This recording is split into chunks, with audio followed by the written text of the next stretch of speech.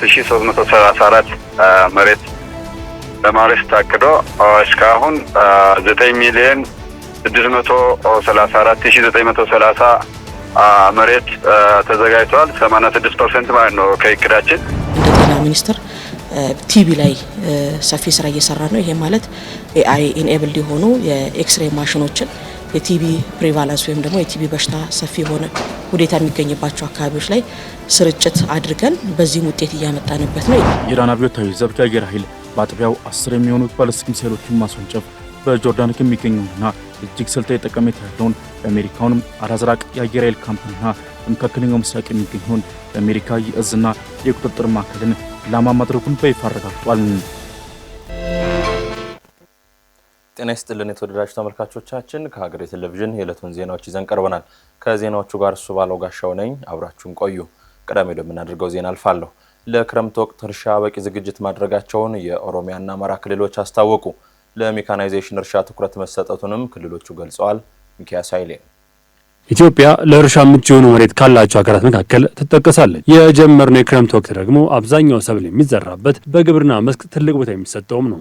በኢትዮጵያ በርካታ አካባቢዎች ለእርሻ መሆን የሚችል መሬት ስለመኖርም ይነገራል። ይህ ሰፋፊ መሬት ደግሞ በተለይም በኦሮሚያ ክልልና በአማራ ክልል ስለመሆኑም ይገለጻል። እነዚህ ሁለት ክልሎች የክረምቱን እርሻ ስራ አጠናክረው እየሰሩ ስለመሆኑ ገልጸዋል። የተወሰኑ አዝርቶች ላይ ማተኮር የክልሉን የምርታማነት ሂደት ለማጠናከር መታቀዱን የገለጹት የኦሮሚያ ክልል ግብርና ቢሮ ኮሚኒኬሽን ዳይሬክተር እንዳሻው ጀማነ በክልሉ ከ11 ሚሊዮን በላይ ሄክታር መሬት ለማረስ መታቀዱን ተናግረዋል። እስካሁንም ባለው ጊዜ ከ4 ሚሊዮን ሄክታር መሬት በላይ በዘር መሸፈን ስለመቻሉ አብራርተዋል። 11 ሚሊዮን 173,334 መሬት ለማረስ ታቅዶ እስካሁን 9 ሚሊዮን 634,930 መሬት ተዘጋጅቷል። 86% ማለት ነው ከእቅዳችን።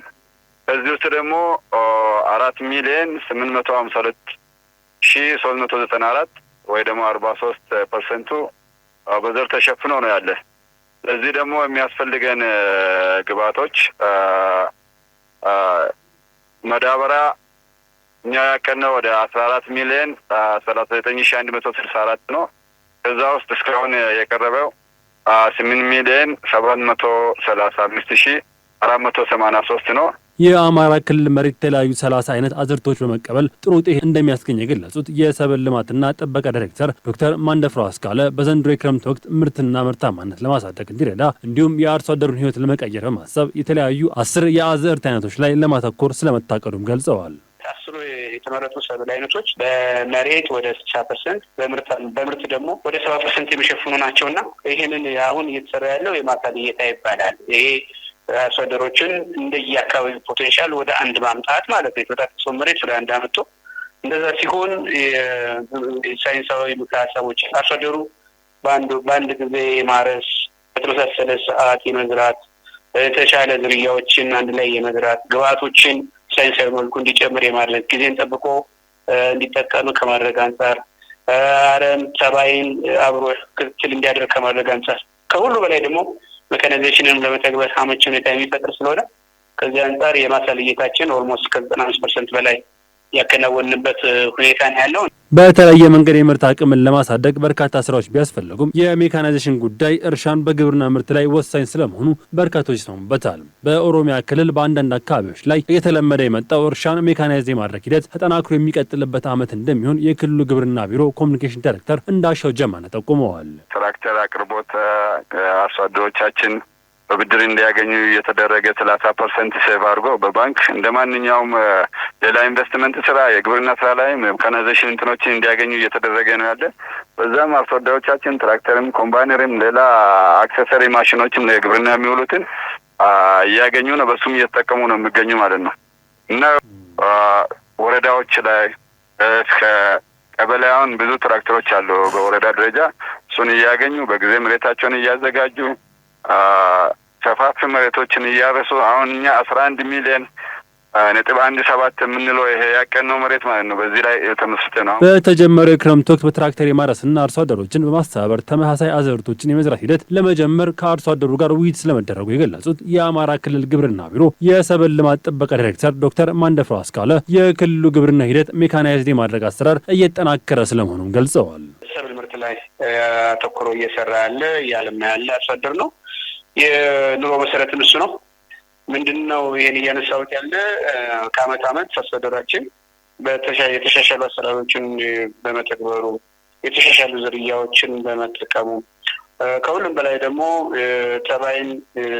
ተባይን ቀድሞ በመከላከል ሳይንሳዊ መልኩ በመከላከል መቻሉ ማግኘት ያለበትን ካለው መሬት ላይ ማግኘት ያለበትን ምርት ከማግኘት አንፃር ከአመት አመት ጭማሪ እየታየ ያለበት ሁኔታ ተጠቃሚ የሆነ የመጣበት ሁኔታ ስለሆነ ያለው ይሄንን አሰራር እየደገፈ ካልኩት አንፃር እየተጠቀመ ጥቅሙንም እየተረዳ ገቢውም እየጨመረ የመጣበት ሁኔታ ስላለ አጠቃላይ አሰራሩ ላይ ምንም አይነት ተቃውሞ የለውም። እየደገፈ አብሮ እየሰራ ያለበት ሁኔታ ነው ያለው። እንደ ሀገር ባለፈው የክረምት ወቅት 29 ሚሊዮን ሄክታር መሬት በማረስ 1.3 ቢሊዮን ኩንታል ምርት መሰብሰብ ስለመቻሉ የግብርና ሚኒስቴር መረጃ ያሳያል።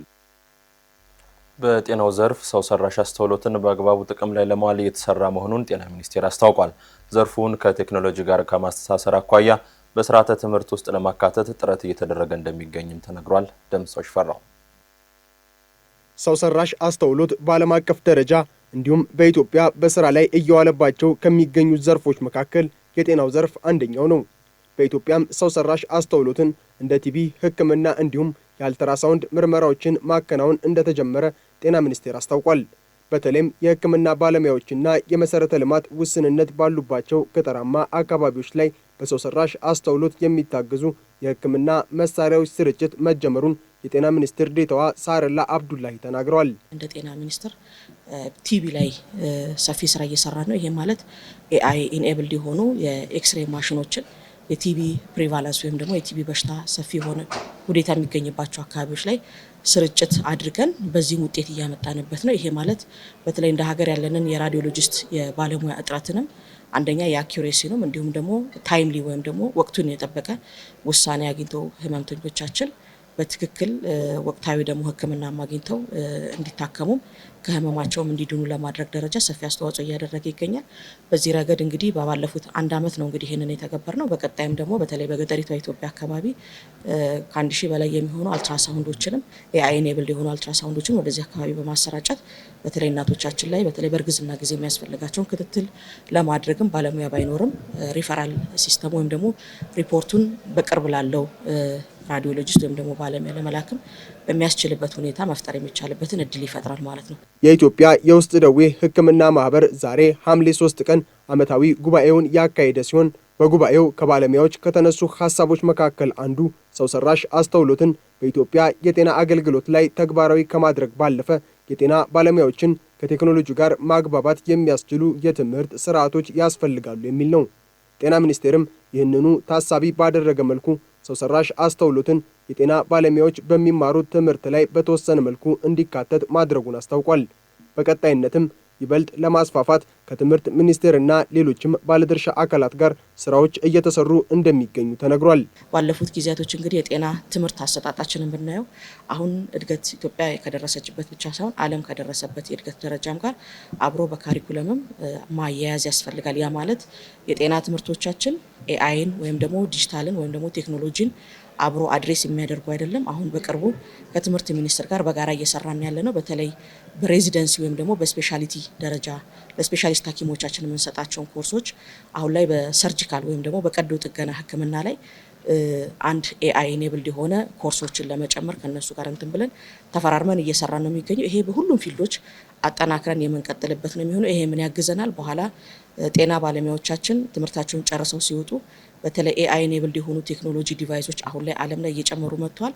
በቀላሉ አዶፕት አድርጎ ለመጠቀም እንዲሁም ህመምተኞቹንም ለማከም እንዲረዳ ከወዲሁ እያለማመዱ መሄድ ስለሚያስፈልግ አሁን ላይ በስፔሻሊቲ ደረጃ ያለውን ኮርሶች ላይ ጨመረን እንጂ ለቀጣይ ግን በሌሎች የትምህርት ካሪኩለም ጋር ከትምህርት ሚኒስቴር ጋር በጋራ ሆነን ይህንን ለማሻሻል እየሰራን ነው የምንገኘው። የተለያዩ የግልና መንግስታዊ የሕክምና ተቋማትም ሰው ሰራሽ አስተውሎትን በውስን መልኩ ጥቅም ላይ እያዋሉት ይገኛሉ።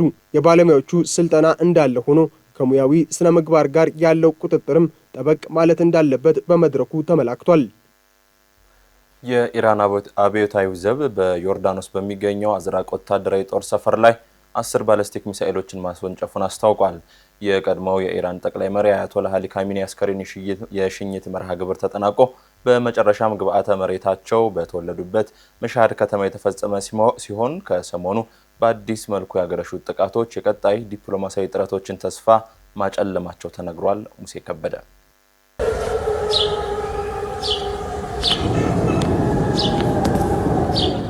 የመካከለኛው ምስራቅ ቀጠና ፖለቲካዊ መልክዓ ምድር ከዲፕሎማሲ ንግግሮች ይልቅ በሚሳኤል ጩኸትና በድሮን መንጋዎች ድምፅ ተጥለቅልቋል። ለአጭር ጊዜ ሰፍኖ የነበረው የደካማ ጸጥታ ተገፎ አሁን በዋሽንግተንና በቴህራን መካከል ያለው ፍጥጫ ሁለተኛው ምዕራፍ ወደ ተባለና ይበልጥ አውዳሚ ወደሆነ የአጸፋ እርምጃ ተሸጋግሯል። በትላንትናው ዕለት በጆርዳን ሰማይ ላይ የታዩት ያልጠበቁ የሚሳኤል ብልጭታዎች የቀጠናውን ጦርነት ወደ አዲስ ምዕራፍ አሸጋግረውታል። የኢራን አብዮታዊ ዘብ የአየር ኃይል በአጥቢያው 10 የሚሆኑ ባለስቲክ ሚሳኤሎችን ማስወንጨፍ በጆርዳን የሚገኘውንና እጅግ ስልታዊ ጠቀሜታ ያለውን የአሜሪካውን አልአዝራቅ የአየር ኃይል ካምፕንና በመካከለኛው ምስራቅ የሚገኘውን የአሜሪካ የእዝና የቁጥጥር ማዕከልን ኢላማ ማድረጉን በይፋ አረጋግጧል። የጥቃት ኢራን ለቅርብ ጊዜው የአሜሪካ ወታደራዊ ትንኮሳ የሰጠችው የሁለተኛ ደረጃ ምላሽ ሲሆን የጆርዳን መንግስት ቀደም ሲል 8 የሚሳኤል ጥቃቶችን መክቻለሁ ቢልም የዛሬው ጥቃት ግን የኢራን አቋም ለዓለም ያሳየበት መንገድ ሆኗል። አብዮታዊ ዘቡ በሰጠው መግለጫ የአሜሪካ የሽብር ጦር ጥቃቱን የሚቀጥል ከሆነ በቀጠናው የሚገኝ ማንኛውም የአሜሪካ ወታደራዊ ጦር ሰፈር ከእሳታማ ናዳችን አይተረፍም በሚል የሰነዘረው ማስጠንቀቂያ አሁንም ቀጠናው ምን ያህል በእሳት አፋፍ ላይ እንዳለ የሚያሳይ ሆኗል። በሌላ በኩል የአሜሪካ ጦር በኢራን የኢኮኖሚ ህልውና ላይ የፈጸመው ጥቃት ቴህራንን ከምንጊዜውም በላይ አስቆጥቷል። በሰሜን ኢራን ጎሌስታን ግዛት የሚገኘውና አገሪቱን በቱርክሜኒስታንና በካዛኪስታን በኩል ከስትራቴጂክ አጋሮቿ ከቻይናና ከሩሲያ ጋር የሚያገናኘው የአቅታቃ ካን የባቡር ድልድይ በአሜሪካ ቦምቦች መጋየቱ ታውቋል። ይህ ድልድይ ዝም ብሎ የብረት መዋቅር አይደለም። ይልቁንም ኢራን በአሜሪካ ከጣለባት የባህር ላይ እገዳ ለማምለጥ የምትጠቀምበትና የገቢና ወጪ ንግዷ የልብ ትርታ የሆነው ብቸኛው የምድር ደም ስር ነው። ታዲያ በጀርመን የሚገኙት የኢራን አምባሳደር ማጅድ ኔሊ ይህንን ጥቃት ተከትሎ ለአውሮፓ ሀገራት እጅግ ጠንካራ ያለ መልእክት አስተላልፏል። አምባሳደሩ የአሜሪካን ወንጀል በዝምታ መመልከት ለማንም የደህንነት ዋስትና አይሰጥም። ዛሬ የኢራን የንግድ መስመር ሲመታ ዝም ካላችሁ ነገ እናንተም የምትጠቀሙባቸው የንግድ ኮሪደሮች የመመታታቸው ጣፍንታ አይቀሬ ይሆናል ሲሉ አስጠንቀዋል። ይህ የሚያሳየው ጦርነቱ ከሚሳኤል ፍልሚያ ባለፈ ወደ ሁለንተናዊ የኢኮኖሚ ጥቃት ዘመቻ መቀየሩ ነው። ቴህራን ግን ድልድይ መመታቱን እንደ ዓለም አቀፍ ወንጀል የምትመለከተው ሲሆን አውሮፓውያን ለዋሽንግተን ድርጊት በሰጡት የዝምታ ምላሽ የወንጀል ተባባሪ ናችሁ ስትል ወንጅላችኋለች።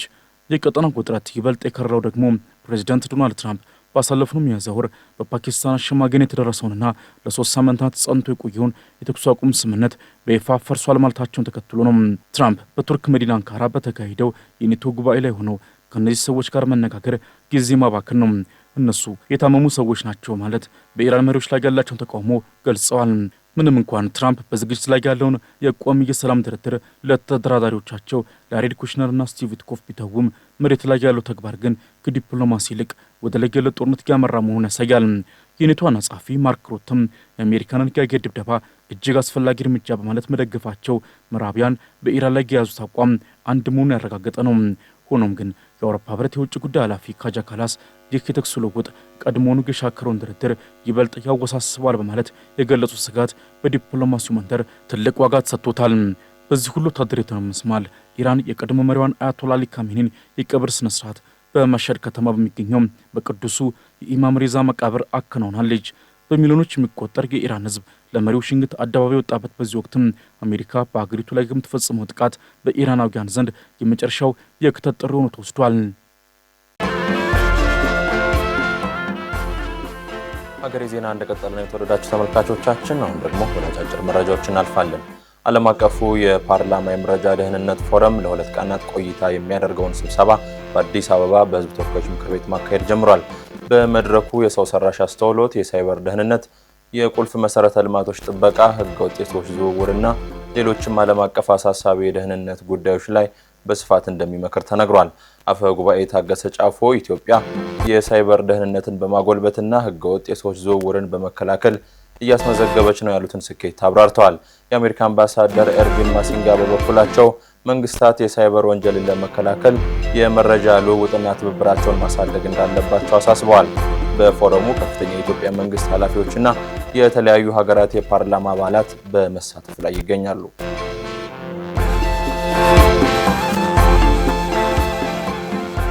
ኢትዮጵያ በአፍሪካ ነጻ የንግድ ቀጠና ማዕቀፍ 15 ሚሊዮን ዶላር የሚያወጡ ምርቶችን ወደ ውጭ መላኳን የንግድና ቀጠናዊ ትስስር ሚኒስቴር አስታወቀ። ኢትዮጵያ በቅርቡ ከኬንያ ጋር ያላትን የነጻ ንግድ ቀጠና እንቅስቃሴ የምትመራበት መመሪያ በስራ ላይ መዋሏ ይታወሳል። በ2018 በጀት ዓመት ከውጭ ንግድ 9.4 ቢሊዮን ዶላር ለማግኘት ታቅዶ እንደነበር ያስታወሱት ሚኒስትሩ ዶክተር ካሳሁን ጎፌ ከ11 ቢሊዮን ዶላር በላይ ገቢ መገኘቱን ተናግረዋል። የዓለም ንግድ ድርጅት አባል ለመሆን የተደረጉ ድርድሮች ውጤታማ በመሆናቸው በቀጣይ ዓመት ምላሽ እንደሚጠበቅም ጠቁመዋል።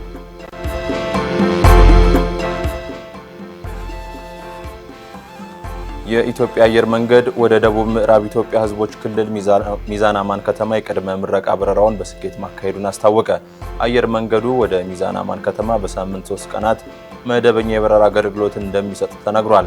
ይህ አዲስ የበረራ መስመር መከፈቱ ወደ አካባቢው ለሚጓዙ መንገደኞች አስተማማኝና አዲስ የትራንስፖርት አማራጭ እንደሚፈጥር ተጠቁሟል። የበረራ አገልግሎቱ መጀመር ለደቡብ ምዕራብ ኢትዮጵያ ሕዝቦች ክልል ማህበረሰብ ዘርፈ ብዙ ጠቀሜታዎች እንዳሉትም ተገልጿል። በተያያዘ ዜና በደቡብ ምዕራብ ኢትዮጵያ ሕዝቦች ክልል በተጠናቀቀው በጀት ዓመት 348 ኪሎ ግራም ወርቅ ለብሔራዊ ባንክ መቅረቡን የክልሉ ማዕድንና ኢነርጂ ኤጀንሲ አስታውቋል። የሴኔጋል ህገ መንግስታዊ ፍርድ ቤት የፕሬዝዳንቱን ስልጣን ለመገደብና የፓርላማውን አቅም ለማጠናከር የቀረበውን ረቂቅ ህግ ከህገ መንግስቱ ይቃረናል በማለት ውድቅ አድርጎታል። ይህ ውሳኔ በፕሬዝዳንት ባሲሩ ዲዮማዬ ፋይ እና የቀድሞው ጠቅላይ ሚኒስትር ኦስማን ሶንኮ መካከል ያለውን የፖለቲካ ውጥረት አባብሶታል። ረቂቅ ህጉ ፕሬዝዳንቱ የፖለቲካ ፓርቲ እንዳይመሩ የሚከለክልና ለፓርላማው የምርመራ ስልጣን የሚሰጥ ነበር። መንግስት በረቂቁ ላይ በቂ ምክክር አልተደረገም ሲል ፕሬዝዳንት ፋይ ጉዳዩን ለህዝብ ውሳኔ ለማቅረብ አቅደው ነበር። ረቂቁን ያጸደቀውን ፓርላማና ፓስቴፍ ፓርቲን የሚመሩት ኦስማን ሶንኮ ሲሆኑ የቀድሞ የፓርቲ አባል ፕሬዝዳንት ፋይ አዲስ ፓርቲ ለማቋቋም ማቀዳቸውን አፍሪካ ኒውስ ዘግቧል።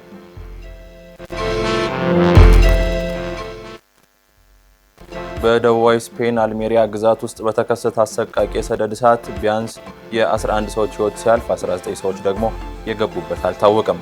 ከሟቾቹ መካከል አብዛኛዎቹ የውጭ ሀገር ዜጎች ሲሆኑ ህይወታቸው ያለፈው ባለስልጣናት የሰጡትን በያላችሁበት ተጠለሉ የሚል መመሪያ በመጣስ በመኪናና በእግር ለማምለጥ በሞከሩበት ወቅት መሆኑ ተገልጿል። የአደጋ ጊዜ ሰራተኞች አሁንም ከቁጥጥር ውጭ የሆነውን እሳት ለማጥፋት ርብርብ እያደረጉ እንደሚገኙ ተነግሯል። የዘንድሮውን የሙቀት ማዕበል ተከትሎ የሰደድ እሳት ከተለመደው ጊዜ ቀድሞ የተከሰተ ሲሆን እስካሁን ከ57000 ሄክታር በላይ መሬት አውድሟል። የጠፉትን ለማግኘት ቤተሰቦች በማህበራዊ ሚዲያ ፍለጋቸውን ቀጥለዋል። ይህ አደጋ እንደ አውሮፓውያን አቆጣጠር በ2017 በፖርቹጋል ከተከሰተው አሳዛኝ ክስተት ጋር ይመሳሰላል ሲል የዘገበው ሮይተርስ ነው።